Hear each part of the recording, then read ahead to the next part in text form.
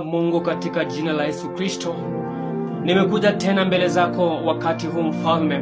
Asante kwa sababu umenipa uhai. Asante kwa sababu umenipa kazi. Asante kwa sababu umenipa na mapato. Lakini Baba, nimekuja nakiwa Baba na umivu mmoja katika moyo wangu. Kila wakati napopata pesa, hakuna pesa ambayo imewahi leta faida katika maisha yangu. Kila pesa ambayo ninaipata Bwana, either iende kwa magonjwa ama iingie kwa kazi ambazo sikupangia. Baba, mchana wa leo nimekuja mbele zako Mfalme, wakati huu Mungu wa amani. Baba, kama ni wachawi, Baba, kama ni laana, Baba, kama ni chochote ambacho kiliumbwa kinyume na pesa zangu, kinyume Baba na kufanya bidii kwangu, Baba, wakati huu Mfalme, ninavunja kila agano, ninavunja kila mapepo, ninavunja kila sheria, chochote kilichotungwa kinyume na mapato yangu, chochote kilichotungwa kinyume na maisha yangu, kwamba nikipata mapato hayatanisaidia. Mchana wa leo ninakivunja Baba, katika jina la Yesu Kristo. Ninapoanza mwaka mpya, mwaka wa 2026, Baba, ninachukua ushukani. Baba, uchukue ushukani kila roho ya kunyang'anya pesa zangu, kila roho ya kunifanya maskini, kila roho ya kunyonya bidii zangu, yote ninasambaratisha katika jina la Yesu Kristo.